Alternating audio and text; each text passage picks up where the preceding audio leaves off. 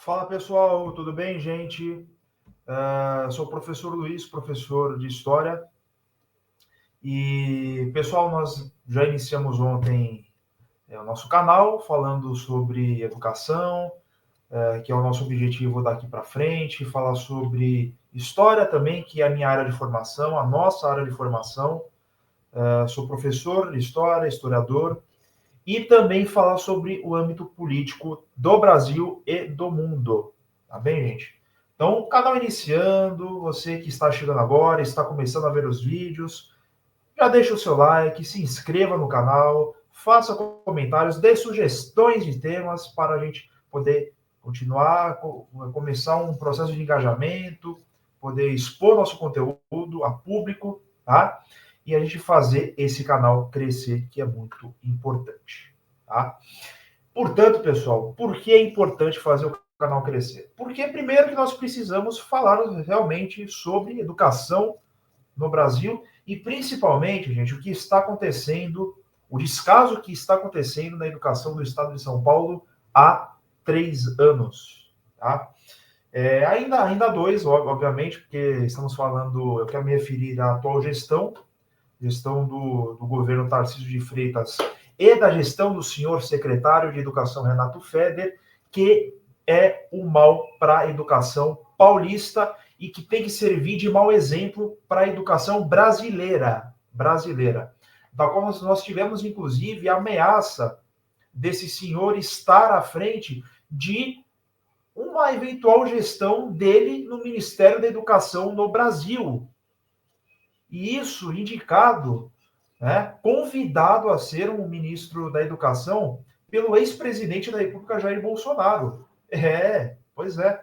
A sorte que, nós tivemos duas sortes, inclusive, né, se for para pontuar essa questão do Feder. Primeiro, de que ele próprio recusou, quando foi secretário, quando era candidato, né, junto com o Tarcísio, a ser um eventual secretário de Educação no estado de São Paulo, como é hoje, recusou o convite do Bolsonaro. E depois, posteriormente, o Bolsonaro foi na eleição de 22, o Bolsonaro perdeu a eleição, tá?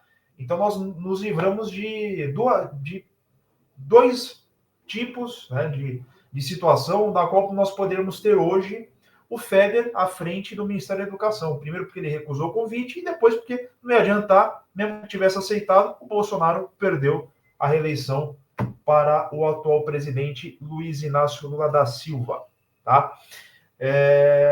Mas de qualquer forma, gente, mesmo que nós não tenhamos hoje o Feder como ministro da Educação, a sorte do Brasil, nós temos essa bomba que chama-se Renato Feder à frente da nossa secretaria, aqui da Secretaria do Estado de São Paulo, né? Infelizmente, hoje, ele é o secretário de Educação do governo do Estado de São Paulo. E a gente vê essa má gestão há 2 anos, tá? Mas essa má gestão, gente, ela começa lá atrás, cara. Ela começa lá atrás, desde a eleição do Tarcísio de Freitas, quando já havia indicado alguns nomes das suas prováveis secretarias, e o Feder já foi um dos secretários da qual ele havia convidado e seria o nome futuramente para assumir a Secretaria de Educação, como assumiu após a confirmação da eleição do Tarcísio e a posse, né? Portanto, gente, o que acontece, né?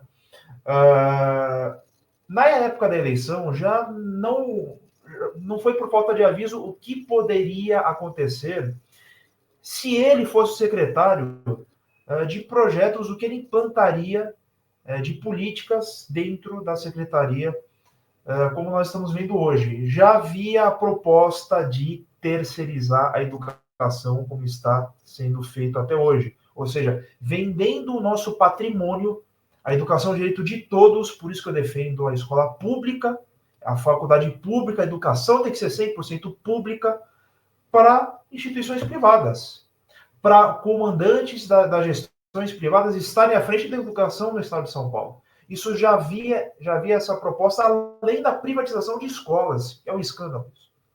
É um escândalo. Isso tudo, gente, a gente ainda vai destrinchar, falar melhor isso nos próximos vídeos, mas para vocês terem uma ideia de de tantas coisas, de tantos absurdos que acontecem na educação no estado de São Paulo. Isso serve, esse vídeo também serve para você ver, você que é de fora do estado, entender o que acontece, o que está acontecendo como realidade da educação paulista nos dias de hoje, né? E o que poderia acontecer com o Brasil se o Feder fosse ministro da Educação? Não seria muito diferente, né?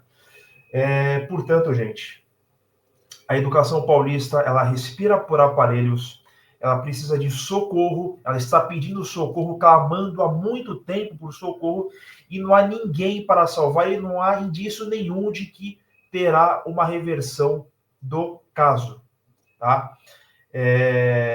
E quem conduz ainda a educação do jeito que dá, do jeito que pode ainda caminhar como uma ponta de normalidade, somos nós servidores, somos nós professores, somos nós que estamos também à frente da supervisão de ensino, as diretorias de escolas, o apoio feito contra essa atual gestão da educação, que é contra a educação e que não tem qualificação nenhuma para comandar a Secretaria de Educação do Estado de São Paulo, a maior do país.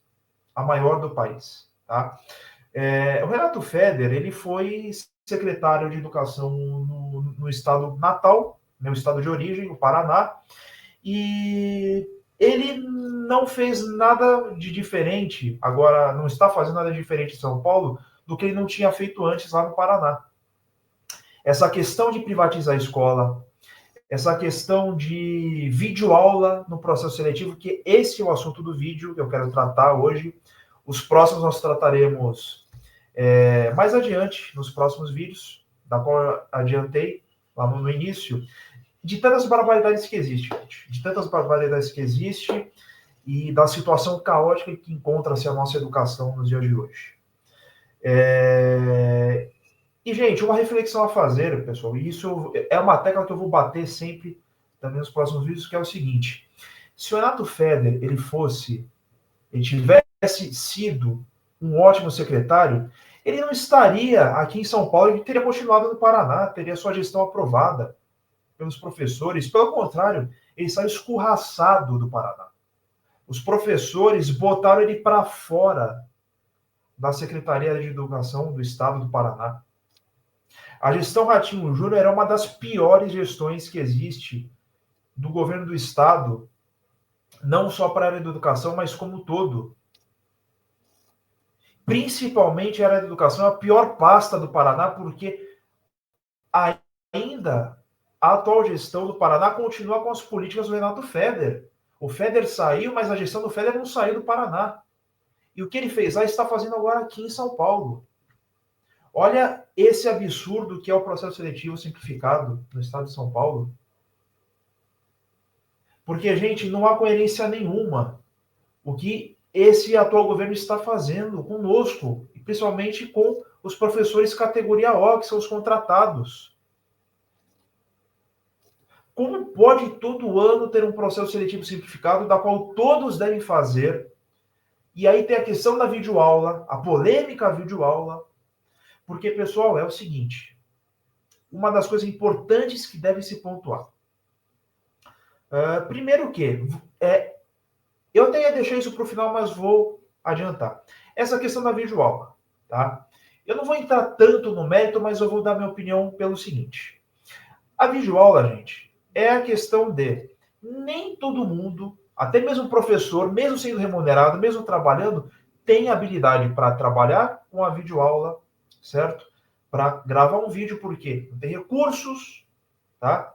Não tem habilidade com a tecnologia, certo? E que isso, mesmo nós estamos no século XXI, isso é normal, ninguém é obrigado a saber tudo. Basta a gente nos adaptar conforme a nossa realidade de mundo que nós temos hoje. Isso eu sei bem, porque eu sou professor de história. Eu sei bem como é que funciona isso, tá? Mas ninguém é obrigado a fazer isso. Ninguém é obrigado.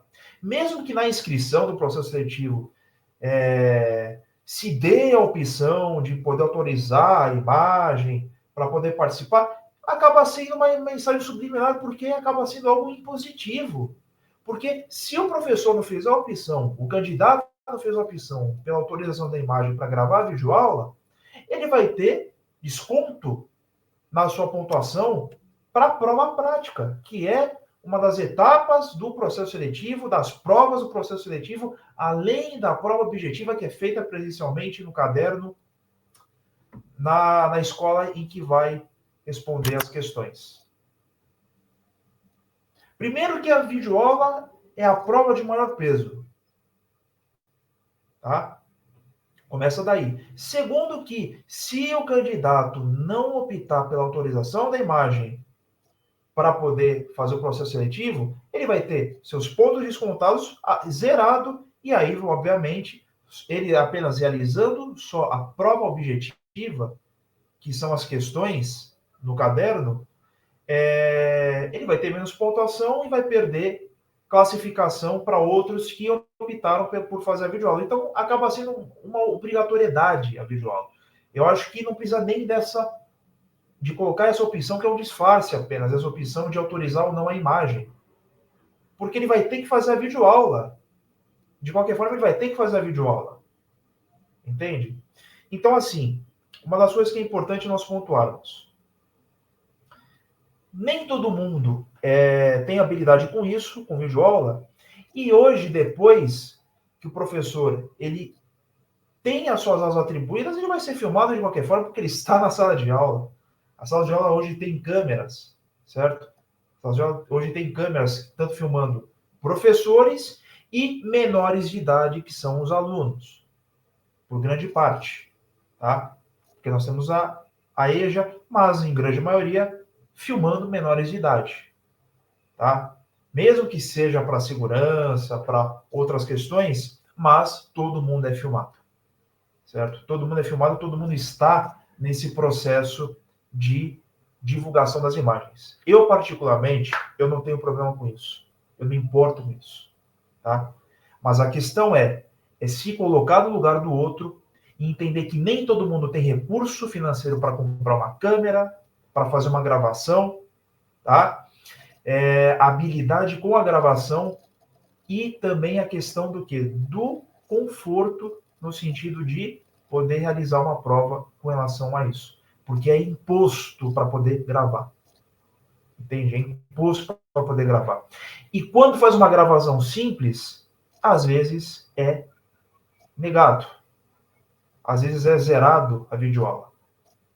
Entende? Por quê? Porque o próprio sistema obriga com que o professor tenha recurso, porque ele trabalha, porque ele é remunerado e tem que comprar uma câmera. E tem que gravar, porque tem que participar do processo. Até mesmo independente da qualidade da câmera, se a câmera é boa, se o microfone, o áudio é bom, ele é obrigado a fazer essa etapa. É imposto isso para o candidato. Entende? Então, esse é um grave problema. Esse é um grave problema. Então, é por isso que também fez com que a gestão do FEDER lá no Paraná ele fosse chutado pelos professores por conta de todas essas imposições. Está acontecendo isso na maior secretaria de educação do país, que é a SEDUC-SP, a Secretaria de Educação do Estado de São Paulo. Tá? E isso é um professor paranaense criticando a gestão paulista, tá? Porque eu atuo na rede pública do Estado de São Paulo há um ano. Tá? E é uma gestão que, outro ponto que eu vou fazer questão de falar, basicamente todos os vídeos. Essa atual gestão do Tarcísio e do FEDER está conseguindo, em 2 anos, superar o fracasso de 28 anos do PSDB aqui no Estado. Isso é um grave problema, porque é incompetência atrás de incompetência. Tá? Além de poder enumerar outras coisas, bônus, certo? Abono, reajuste, professor que está sem receber salário, isso é muito grave, isso é muito grave, tá? Aumento de salário só para o governador que vale, né? Então, assim, nós temos muitos e muitos problemas e todo dia uma novidade negativa, né? Uma má notícia, uma surpresa nefasta. que só esse governo sabe fazer. Isso é um grande problema. E agora a outra etapa, gente, que é a questão que eu quero falar também de como é decorrido esse processo seletivo. O processo seletivo, gente, além do que nós temos aí de ruindade, que é essa questão da videoaula, que é uma situação super incômoda para boa parte da gama dos professores, o próprio processo seletivo, da forma que ele é conduzido, ele é rude, ele é nefasto. Por quê, gente? Porque, vejam bem, e acompanhem o raciocínio. Podem discordar à vontade, eu não estou impondo opinião ou impondo que alguém concorde com a opinião. É a minha opinião. Tá? É apenas a minha opinião. E aceito divergência.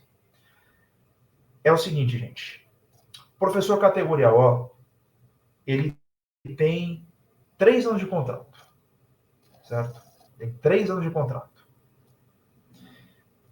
Agora, a forma como é conduzido esse processo seletivo é que todos os professores têm que fazer todos os anos o processo seletivo, senão no ano seguinte, por ele não ter feito, ele estará impedido de poder participar do processo de atribuição de classes e aulas. Gente, isso não tem lógica nenhuma. Um professor que tem 3 anos de contrato e está no seu primeiro ano, ele tem a obrigação de fazer o processo seletivo, por que ele tem que fazer? Porque ele vai ficar impedido no ano seguinte de participar do processo de atribuição de classes e aulas, sendo que ele está no seu contrato vigente, no seu contrato ativo, está no seu primeiro ano. Não tem por que isso. Isso vale para um professor que está no seu segundo ano, porque é o segundo ano dos 3 anos.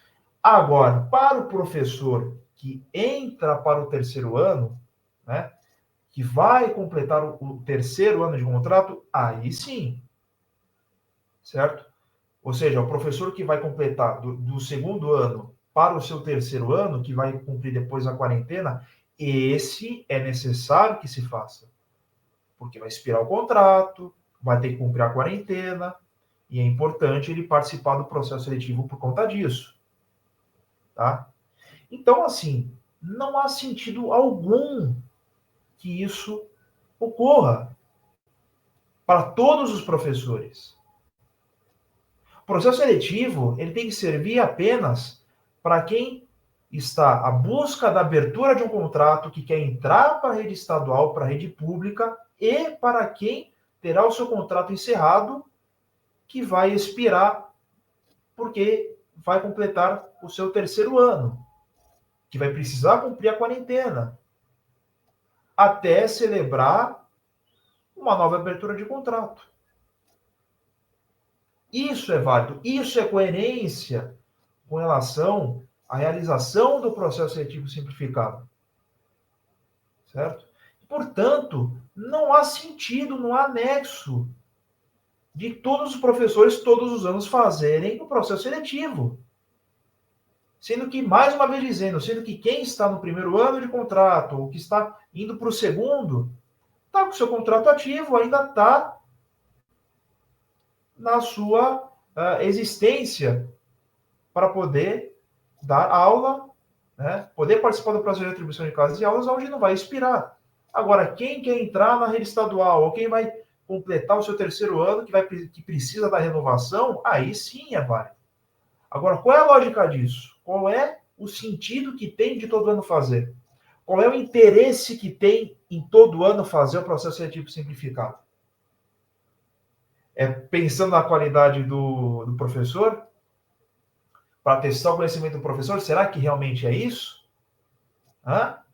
Ou tem interesses financeiros por trás, a busca do dinheiro do professor? Sabe bem do que eu estou falando, né, Feder? E vocês, colegas professores, sabem o que eu quero dizer. Né? Então, gente, são coisas que nós temos que repensar, e isso, gente, não adianta apenas nós lermos a forma como vai ser conduzido o processo seletivo, o edital. O edital, gente, uma vez que tem o edital, não há o que fazer. Nunca há uma recomendação de quem deve fazer ou não, todos devem fazer porque sempre quando alguém não faz, fica impedido de participar, e não há coerência nenhuma disso diante de tudo que eu disse anteriormente. Tá? Portanto, pessoal, há coisas que nós temos que refletir, e é isso que faz, cada vez mais, o senhor secretário de Educação ter a rejeição que tem por parte nossa, por parte de nós servidores, e também na questão por parte também dos servidores de educação de uma maneira geral. Alguém que conduz um processo seletivo dessa forma, impondo videoaula, e que ele, repito o que eu disse lá no início, poderia ser ministro da Educação do Brasil. A que ponto chegamos na nossa educação? A que ponto chegamos na nossa educação do Brasil? E a que ponto nós chegamos na educação do Estado de São Paulo? Como eu disse no vídeo de ontem, o vídeo de estreia, a educação paulista tem a obrigação de fornecer a educação de melhor qualidade do país, porque São Paulo é o carro-chefe da economia. Tem a obrigação de proporcionar a educação de qualidade, e nós não estamos vendo educação de qualidade, não existe qualidade. Não existe qualidade, e nós vamos ainda falar mais sobre isso nos próximos vídeos. Tá? E vamos voltar ainda a falar sobre essa questão do processo seletivo. Eu sei que já foi as inscrições, eu sei que o canal está estreando após o fim das inscrições para o processo seletivo e também da videoaula, mas é sempre importante todos os dias nós falarmos e refalarmos de novo sobre a videoaula, para ver se, o processo seletivo, para ver se algo muda nesse sentido. Para o próximo, para que a gente não tenha esse tipo de andamento de condução do processo seletivo da forma como ele é conduzido. Isso tem que servir para o próximo ano. E vamos também voltar a falar da questão do concurso. Nós não podemos deixar isso caducar. Não pode, o governo pode fazer o que está fazendo com os professores concursados, com os remanescentes. Não pode acontecer isso, gente. A conta-gotas vai ficar convocando o professor. É um absurdo a educação do paulista, é um absurdo. Nós não podemos aceitar de forma alguma o que acontece aqui na educação do Estado de São Paulo, que isso reflete para o Brasil. Certo, gente? Pessoal, é o seguinte. Eu peço que vocês façam uma reflexão de tudo isso que nós abordamos no vídeo, sobre tudo em relação ao processo seletivo, em relação sobre a atual gestão do Renato Feder. Eu peço que vocês deixem o comentário de vocês aqui embaixo do vídeo. Já deixem o like para a gente poder gerar engajamento. Se inscrevam no canal. É muito importante vocês se inscreverem para nós conseguirmos o nosso engajamento desde já, certo? E para nós não deixarmos que a situação fique cada vez mais grave, piore da forma como nós estamos acompanhando e vendo aqui na educação paulista, e que isso terá consequências para a educação brasileira, que nós também vemos o caos que é a educação do Brasil. Com professores ganhando mal, com professores cansados, doentes, trabalhando muito, não tendo retorno por parte dos governos. O salário do professor é muito baixo, por isso é muito importante o seu comentário, a sua manifestação. Comente aqui embaixo no vídeo, dê o like e se inscreva no canal. E compartilhe o vídeo para nós continuarmos divulgando esse conteúdo e produzirmos mais conteúdos com mais qualidade, e para a gente poder tomar e retomar assuntos, pautas importantes que beneficiem a nossa educação no Brasil, e até mesmo que dê luz para a nossa classe política, onde, repito, uma sociedade, um país, uma nação, um indivíduo, ele é construído, ele tem uma base em educação, e na educação é que se constrói um ser humano, um cidadão, uma sociedade. Tá bem, gente? Muito obrigado a todos, pessoal, e até a próxima.